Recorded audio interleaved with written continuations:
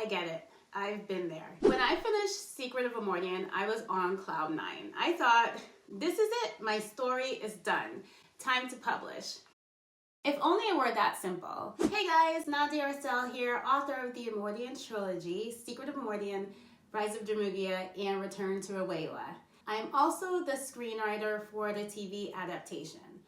I want to talk to you today not just as an author, not just as a screenwriter, but as someone who dreamed big and refused to quit.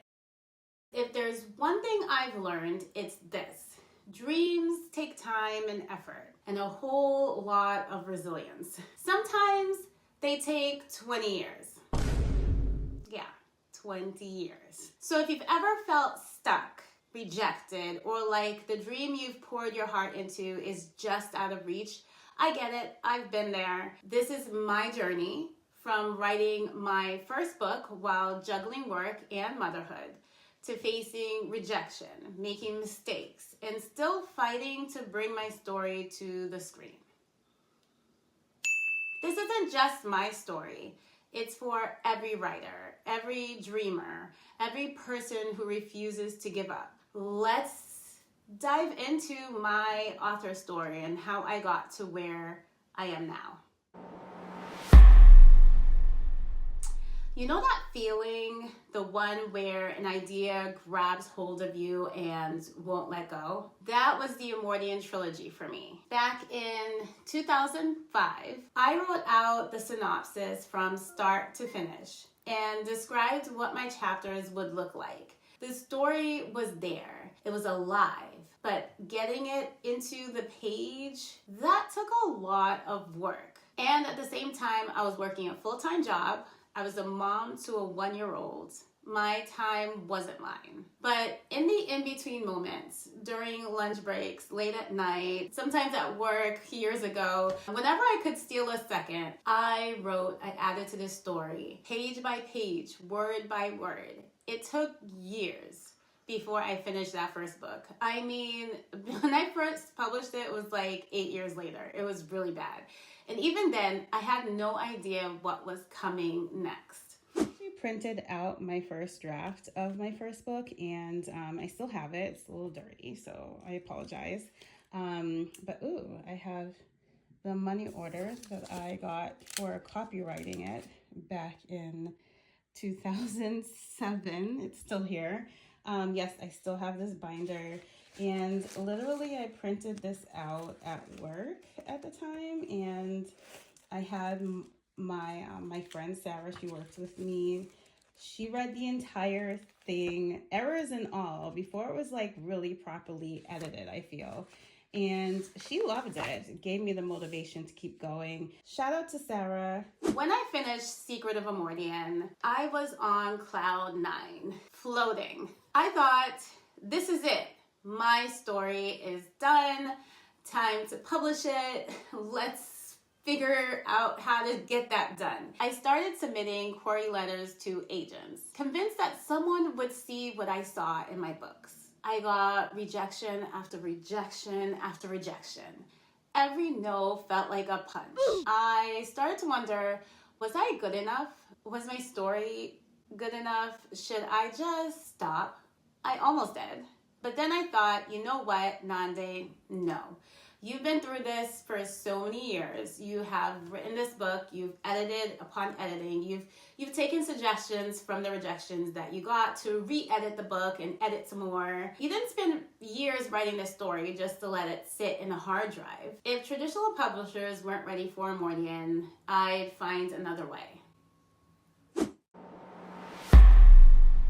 That's when I stepped into the wicked, wild world of self-publishing. And I only say wicked and wild because, I mean, I've been through it. I will go through my mistakes and the lessons I've learned along the way. I got a call one day from a Vanity press, one of those companies that promise to publish your book, but for a fee, you have to pay the upfront costs for the book. And I thought, this is my chance, right? They'll handle everything. So I signed with Abbott Press. I'm not afraid to say it because, I mean, I think they're Author House or something like that now. They changed their name. but Abbott Press was their name at the time. And sure, they did get my book published online everywhere. Amazon, Barnes & Noble, Google Play, even international book sites that I've never even heard of, my book was there. But the biggest issue that I had was the price they were selling my books for. One paperback was around $25, which is way too high.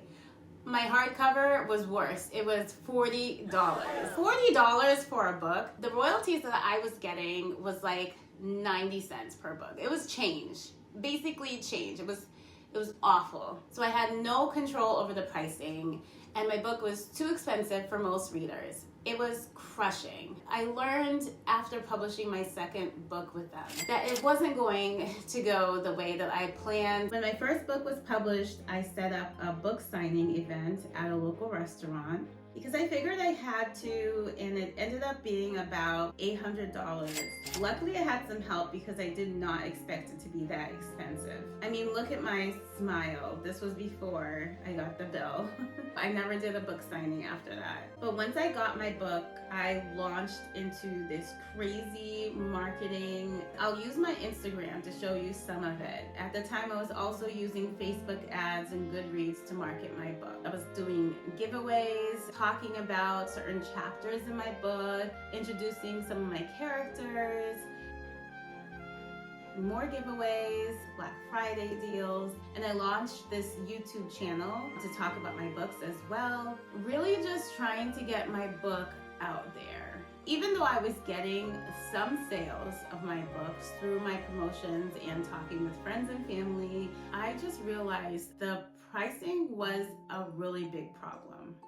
How can I market something so expensive? So I decided to pull my books from Abbott Press. And I found a new home with Gatekeeper Press, where I had better royalties. I mean, they were still, I got an artist to recreate my boring book covers. Before AI came to the scene, paying an artist to create your book cover was expensive. But I did it one book cover at a time. My book covers cost about $900 per book, which were each split up into increments of 2 or 3 payments. Yes, super high, but I thought it was worth it because the end product were gorgeous and I loved the work that she did. I dumped the money for it because I wanted something unique to my books. So once again, I launched into marketing my new books with Gatekeeper Press. I did giveaways, made pictures with my books next to certain items like flowers, and whatever the holiday was, I was promoting my book for that.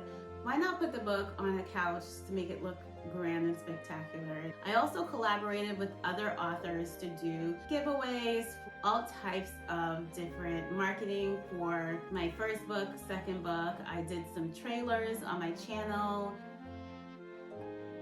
When my third book came out, I was elated. The trilogy was complete. I was somewhat happy with Gatekeeper at the time. I was doing a lot of marketing, but my book sales weren't gaining much traction. And once again, it was getting expensive, and your girl was watching her debt steadily rise at a fever pitch between the publishing, covers, and the marketing. Now, just to be clear, the Gatekeeper Press of 8 years ago is not what it is today. Things have changed, prices are higher, royalties are a lot less than they were due to rising overhead costs, especially the cost at like Amazon, Barnes & Noble, what they're charging these vanity presses. I just want to get my books out there to readers at a more reasonable cost. That's why I'm still there. But even as I fixed my publishing mistakes, another dream was calling me, one I've had from the beginning. I always saw the Omordion Trilogy on the screen. The world, the battles, the characters, it just felt like it could be so cinematic. And I'm sure I'm not the only one who feels this way. Everyone kind of feels this, that they would love their book to be a movie. My dream was always to have Peter Jackson direct my movie or TV show and for John Williams to do the score. Hey, one can dream big, and I had dreams for days.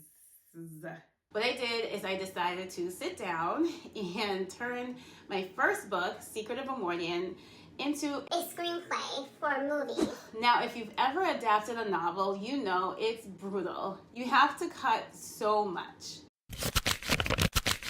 Because you're trying to fit a 400 plus page book into a 120 page screenplay. But I thought I did okay.